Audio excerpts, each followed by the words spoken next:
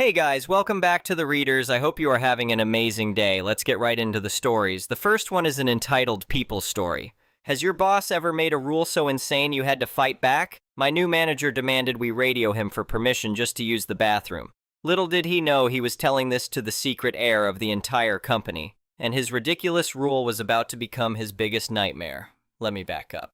The company my dad built specialized in logistics and distribution, warehouses, freight coordination, inventory management, that sort of thing. Dad started it from nothing about 30 years ago, and now it's got multiple warehouses, hundreds of employees, and contracts with some major retailers. He's in his late 60s now and has been talking about succession planning for the past few years. I'm his only kid.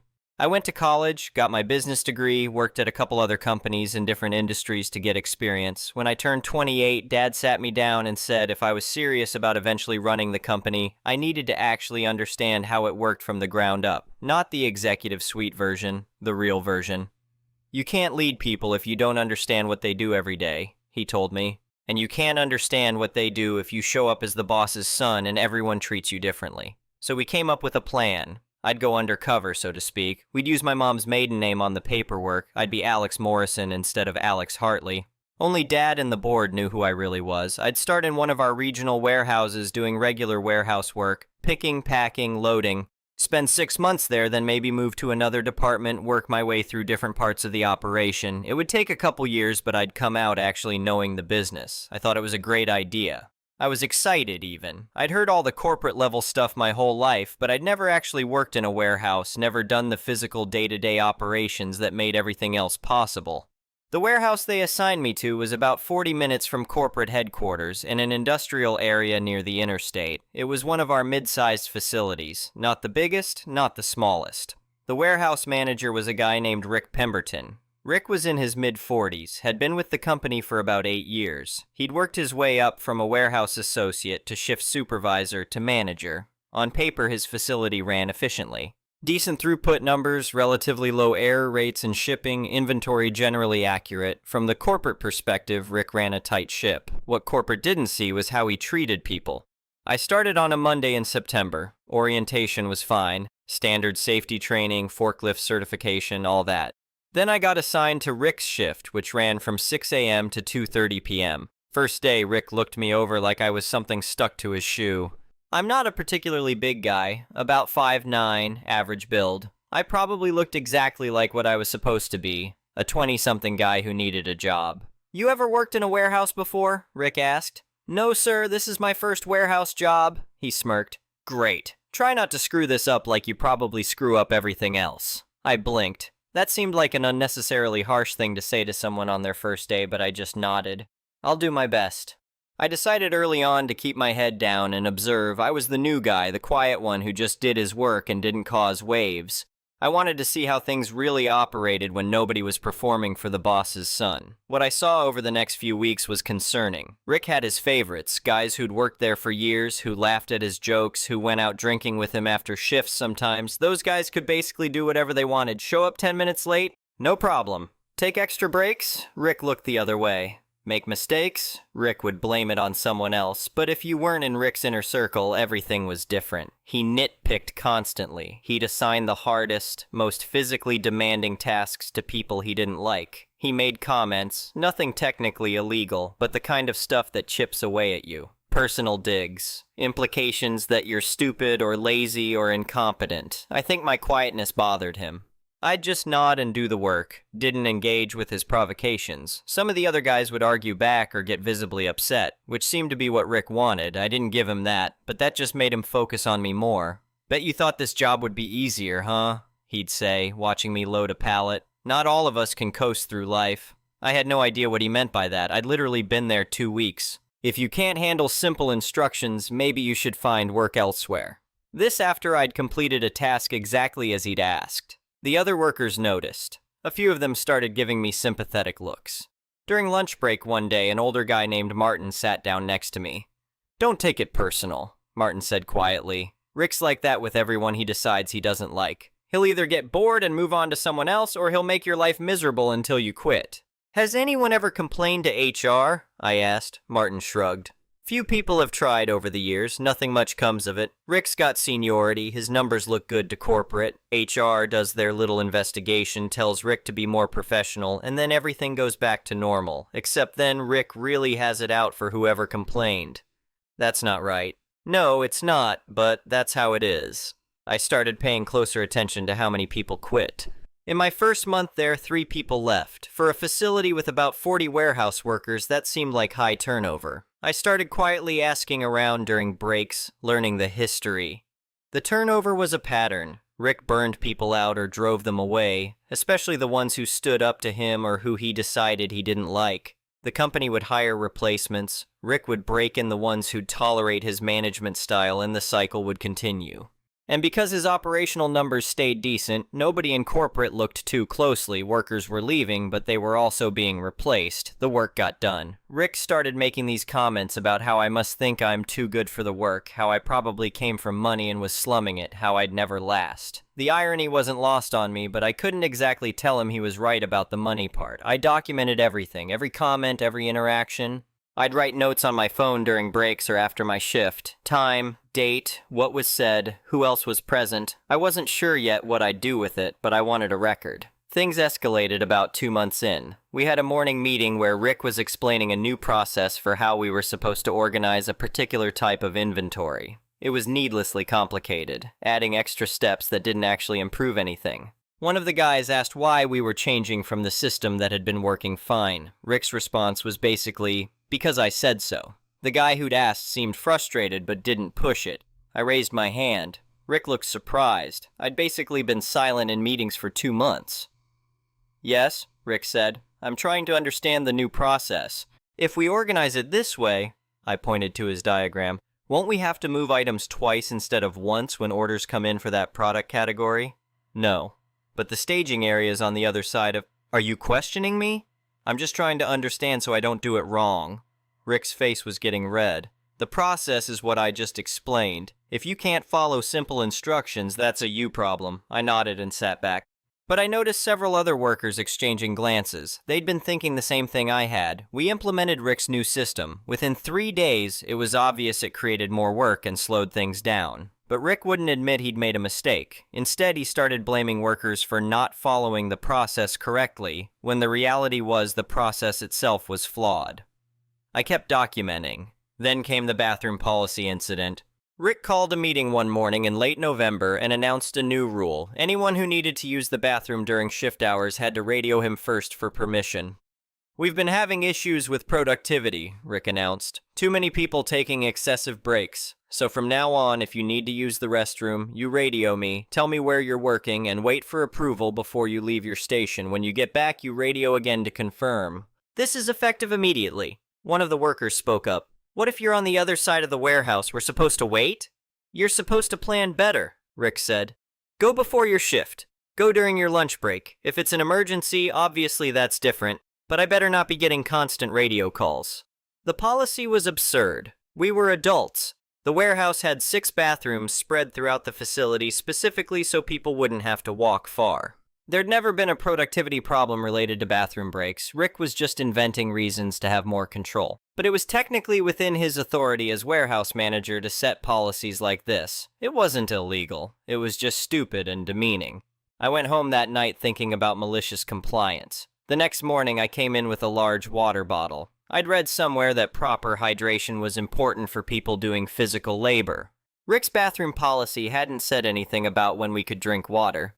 About an hour into the shift, I picked up my radio. Rick, this is Alex at Station 7 requesting bathroom permission. A pause, then, approved. Make it quick. Thanks. I went, came back about 4 minutes later. Rick, this is Alex at Station 7 back from bathroom. Copy.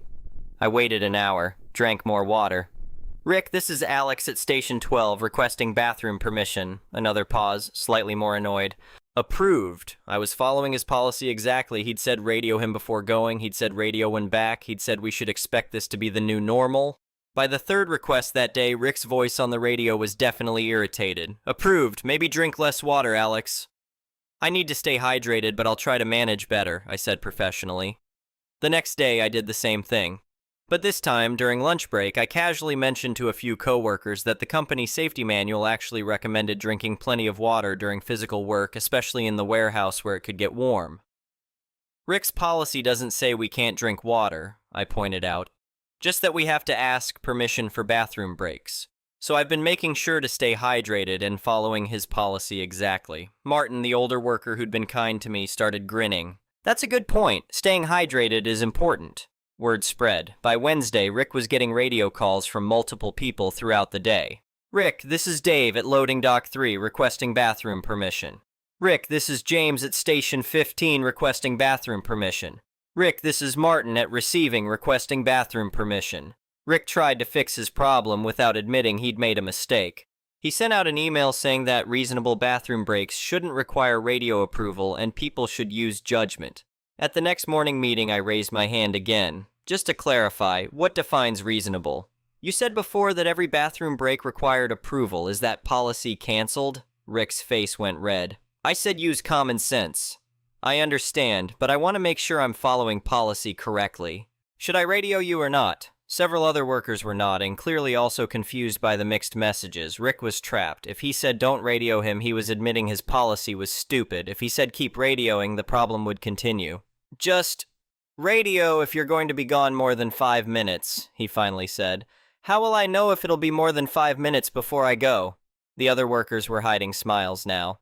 Rick realized I was making him look ridiculous in front of everyone. Fine, radio me every time. That's the policy. Happy? Yes, thank you for clarifying. So we kept following his policy exactly. By the end of the second week, Rick was getting 20 to 30 radio calls per day just for bathroom permission. It was interrupting whatever he was doing constantly. He couldn't focus on anything else. And he couldn't complain that people weren't following his policy. We were following it exactly. He finally snapped on a Friday afternoon. I'd just radioed for the third time that day, perfectly reasonable for an 8-hour shift. And Rick's response was, "Are you kidding me right now, Alex?" Just following policy, Rick. This is ridiculous. You're clearly doing this to mess with me. I'm following the policy you implemented. You said everyone has to radio you before using the bathroom. Should I not follow company policy? I could hear him breathing heavily over the radio. Then, warehouse floor. Now. He came storming onto the warehouse floor, got right in my face and started yelling, called me insubordinate, said I was deliberately disrupting operations, said I was making a mockery of his authority. I stayed calm. Rick, I've been following your bathroom policy exactly as you stated it. I have radio logs showing I've followed every protocol. You know exactly what you're doing. I'm staying hydrated during physical labor and following company policy for bathroom breaks. If the policy isn't working, maybe it needs to be revised. Several workers had stopped what they were doing to watch. Rick realized he was making a scene, but he'd already committed. You're on thin ice, he said, pointing his finger in my face. I'm watching you. The next Monday, I came in to find I'd been written up. The write-up said I'd been taking excessive bathroom breaks and disrupting workplace efficiency. Rick had put me on a performance improvement plan. The irony was stunning. His policy required us to radio him for bathroom breaks. I'd followed his policy, and now I was being written up for following his policy. But this was also retaliation, and I had documentation of everything. I filed a formal HR complaint that evening, not just about the write-up, but about everything. I'd been there 3 months by this point, and I had 3 months of documented incidents. Dates, times, direct quotes where possible, witnesses for many of the incidents, the bathroom policy disaster, Rick's pattern of behavior toward me and others, the hostile work environment, the retaliation. The HR director called me within an hour. She seemed surprised by the detail in my complaint and wanted to meet in person. I could tell she was taking this seriously. Finally, someone was. She assured me the investigation would be thorough and that I was protected from retaliation. The investigation took about 6 weeks. During that time, Rick was put on administrative duties while HR interviewed workers. I kept working my regular shift, now under the supervision of an interim manager who immediately canceled the bathroom permission policy in a brief memo that didn't even acknowledge how ridiculous it had been. People could just go to the bathroom like adults again. The relief was visible. HR interviewed everyone who'd worked with Rick, not just about my specific complaints, but about their experiences in general, and once people realized this was a serious investigation, they opened up. Stories came out about incidents going back years.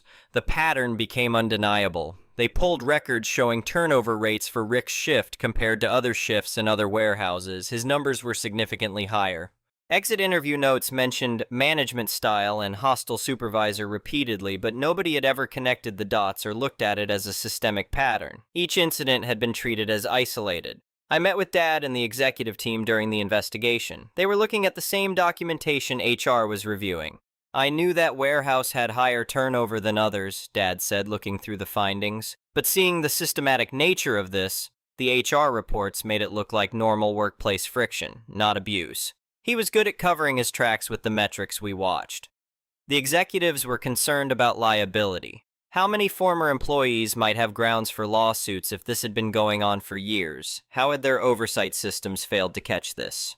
I pushed for not just firing Rick, but looking at systemic changes. Better mechanisms for workers to report problems without fear of retaliation. More meaningful analysis of turnover patterns. Regular anonymous surveys. Exit interviews conducted by someone outside the immediate chain of command. Rick was fired.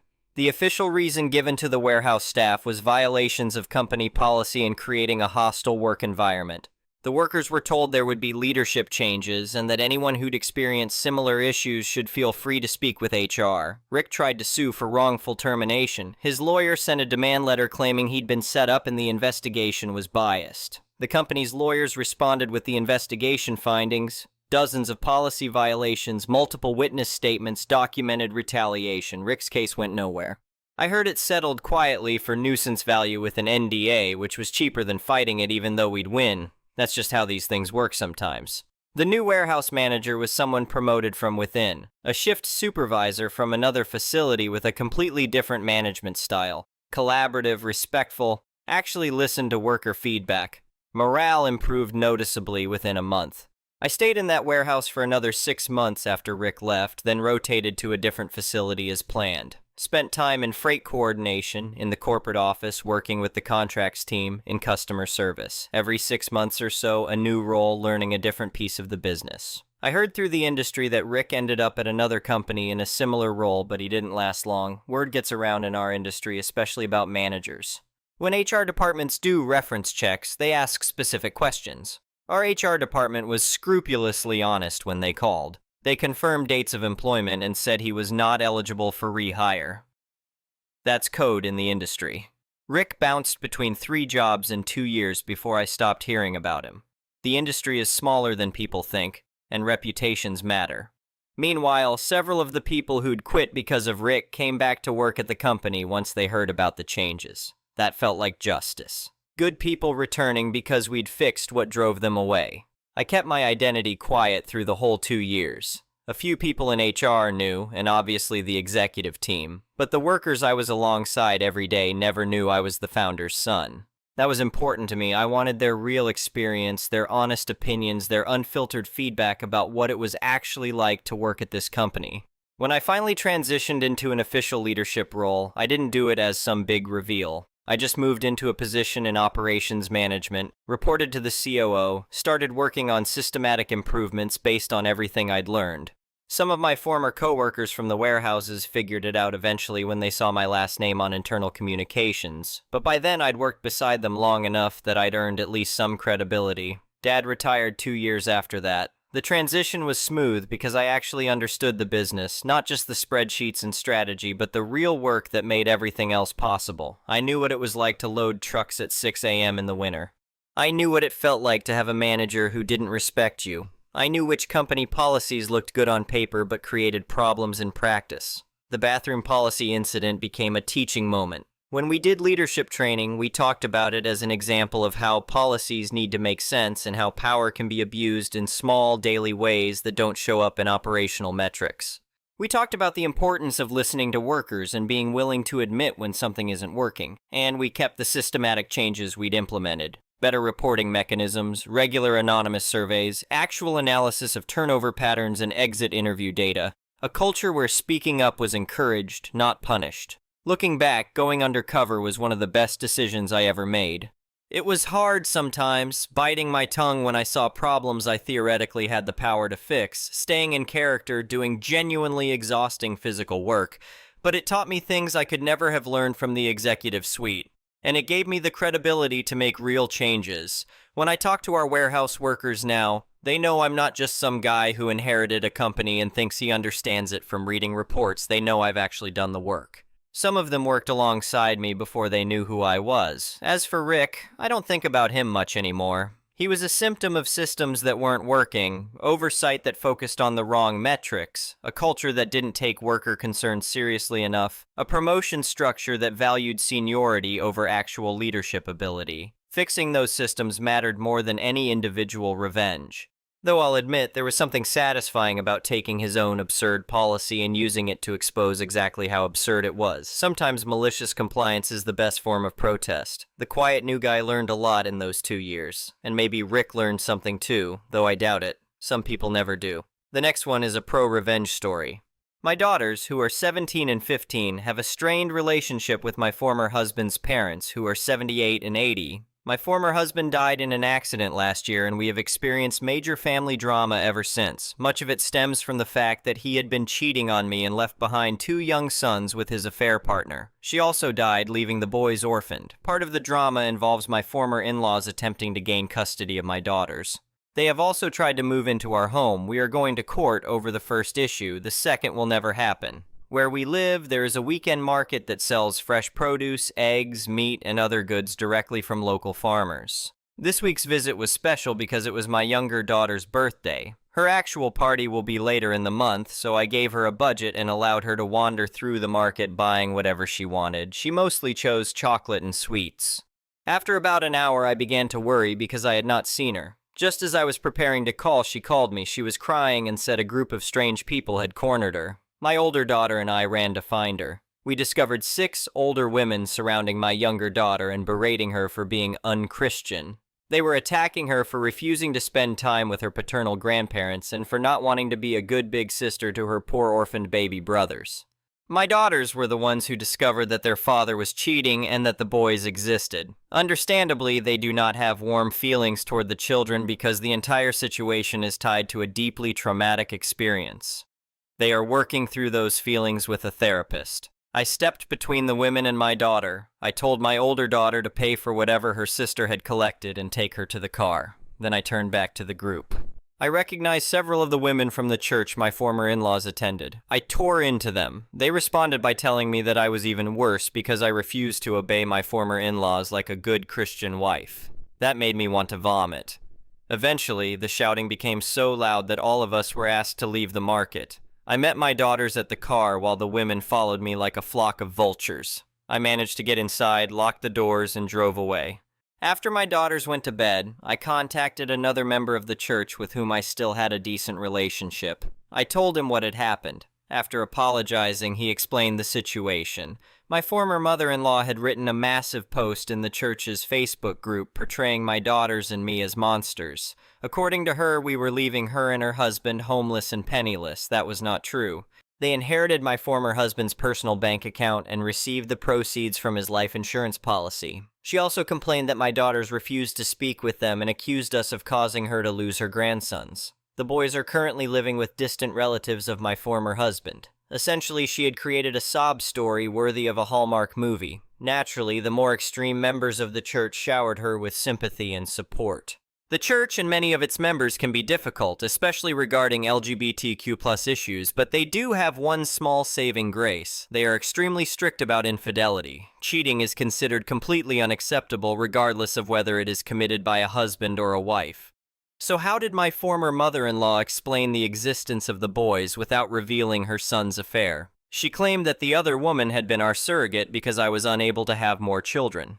She then said that I rejected the babies because they were boys. Being accused of that was absolutely disgusting. I decided it was time to clean up the mess. My former husband and I were in the middle of a divorce when he died, so I already had all the evidence I needed. Since the divorce was never completed, I was not concerned about any divorce-related legal restrictions preventing me from releasing it. The following day, I went to a print shop and made copies of everything.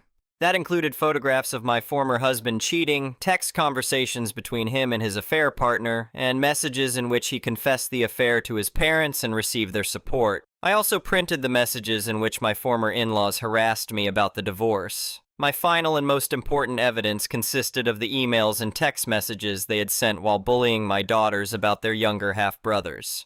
In one message, they called my daughters bastards and told them that their father's death was their fault because they had exposed the affair, causing me to begin divorce proceedings. That message was sent only 2 days after their father died. I paid extra to have everything printed on beautiful, high-quality paper. When I returned home, I spent hours creating carefully personalized binders. I designed them to resemble the small prayer and song booklets the church distributes so people can follow the hymns during services. The first page of every binder contained a photograph of my former husband and his affair partner kissing in our living room. Their faces were clearly visible, and the woman looked nothing like me. We have different skin tones and different hair colors. Beneath the photograph, I wrote, "Former husband's name and affair partner's name, a love story." Before the next service, I took the binders to the church. There was a table near the back where songbooks were kept for people who had forgotten or did not own their own. Nobody ever inspected the books placed there. The church gossip network worked quickly and viciously. The names people called my former husband and his affair partner in the Facebook group became so graphic that the pastor had to intervene to keep the discussion relatively appropriate. People were furious with my former in-laws for the way they had abused my daughters. What made me laugh was that some members still decided I was partly wrong for seeking a divorce. Their general opinion was that it was understandable that I had failed in my duties because of the shock and that perhaps I would someday return to the light. Unlike, of course, my cheating husband and his Jezebel. They used at least one other word that I probably should not repeat here. My daughters received 2 apology letters in the mail. I also received an invitation to return to the church for support. As for my former in-laws, they were shamed into leaving the congregation. My former mother-in-law later wrote a post on her personal page complaining that she felt alienated and that nobody cared about elderly people anymore. She wrote that she wished her great son were still alive because he would have taken care of her and her husband. I am not sure what money he would have used to do that, considering I had been the primary breadwinner. For clarification, my former husband had a will naming his parents as beneficiaries. As far as I knew, he had told me that he had named our daughters instead. I never pressured him to name me as a beneficiary because my own will names our daughters, not him. His parents wanted to lie publicly, shame my daughters, and rewrite their son's affair into a story in which they were the victims. So I gave their church the unedited version, in full color, on premium paper. The next one is a malicious compliance story. A year ago, I was fired from a job as an efficiency lead. This happened 1 week after I announced that I was going to become a father, but that is a separate issue. I had been hired to investigate deeper problems within the company and identify their root causes. My manager was thrilled to have someone with actual fraud and business analysis experience on the team. Then there was her assistant manager. Because I needed to learn how the company operated, the assistant manager assigned me to spend around 70% of my time maintaining the tracking data she used for her glorious monthly pivot tables. The work itself was painfully tedious. I had to record information from sticky notes, emails, and several other sources into a spreadsheet. However, that useless tracking gave me some very useful insight. For example, the records suggested that printers were either being moved between different sites every month, or there was a serious reporting flaw somewhere in the system. Several of the inconsistencies I found would have raised major concerns with our country's equivalent of the Internal Revenue Service. Since investigating issues was exactly what I had been hired to do, I started tracing them. That was when the assistant manager began blocking my access to certain internal data. Because the manager and assistant manager were very close, I tried approaching the departments connected to the discrepancies directly. Less than a week later, my manager asked why I was snooping around in other departments. Meanwhile, everyone I spoke with had been extremely helpful. Some even contacted their counterparts at other sites to help me gather the information I needed. 2 days later, my manager informed me that she had asked the Information Technology Department for a complete copy of my mailbox, which would have violated the law where we worked. She said she was not amused by what I had been doing. From then on, I was required to copy her into every email I sent and record, minute by minute, everything I did on every case file. That second demand led to the easiest malicious compliance of my life. Whenever I received a telephone call, I recorded it. Whenever I went to get coffee, I recorded it as internal movement. If someone stuck their head through the door just to say hello, I recorded that too. I even added a separate line after every activity to document the time spent updating the spreadsheet itself. She received an Excel file containing roughly 600 entries per day. After 3 days, she became furious and accused me of not taking the assignment seriously. Of course, I was not taking it seriously, but she did not need to know that. I calmly asked her to email me the exact details she wanted recorded and requested a formal workflow for every project. She responded, "You know what I want," and stormed away. Shortly afterward, Human Resources invited me to a meeting. I explained everything, including the detailed notes I had kept from every discussion with management. Human Resources instructed me to create a simpler spreadsheet showing the total amount of time spent on each project per day. They emailed that instruction directly to my manager and also noted that I needed access to the information her assistant had blocked. Copying my manager into every email was easy enough. Email represented only around 10% of my overall communication. When my manager later went on vacation, she told me she liked the revised approach and instructed me to focus on 3 major issues I had identified. Naturally, the assistant manager seized the opportunity to sit in the boss's chair. She decided that copying her into emails was not sufficient. She wanted a complete report of every conversation I had. It began innocently enough. Then I discovered an older file containing the assistant manager's signature and the signatures of several site managers. I began calling those managers and asking questions about the information in the document. After roughly 5 telephone calls and 1 brief summary email, the assistant manager stormed into our shared office. She called me a useless golden retriever trying to sniff out truffles in muddy water. Then she demanded a complete written report of every future telephone call. Cue malicious compliance number 2. I began using voice-to-text software to create full transcripts of every call. Even a simple question such as, "How is the new cleaning lady doing?" became a complete written transcript. Imagine receiving an average of 4 hours of transcribed conversation every single day.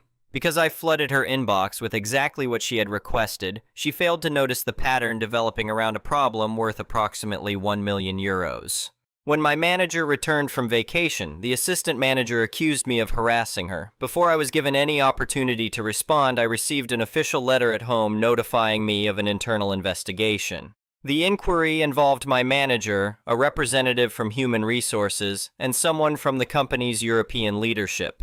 To make matters worse, the assistant manager had given my manager a list of confidential documents she claimed I had stolen from her private laptop. One of those supposedly stolen documents was the old file I had found sitting openly on a company server. During the investigation, they asked why I needed that file. I explained that it pointed toward a major failure involving legal documents and financial payments. In other words, it concerned exactly the kind of problem I had been hired to find. By the end of the meeting, it was obvious that I would be forced out within a few days, so I decided to rattle the cage as hard as possible.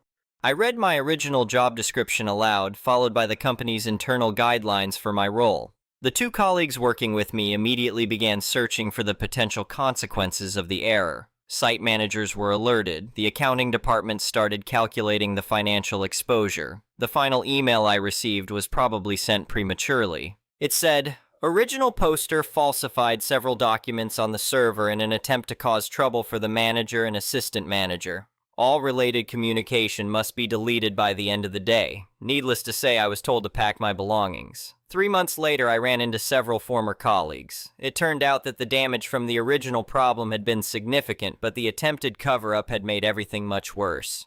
So many people connected to the situation resigned that the fallout became impossible to hide. In some affected departments, more than half the workforce was at home on mental health leave. The manager and assistant manager still work there. They are sitting on top of a lie that could continue costing the company millions of euros every year because, as far as I know, they still have not fixed the underlying problem. They fired the person hired to uncover inefficiency. The inefficiency stayed. Anyway, thank you for watching.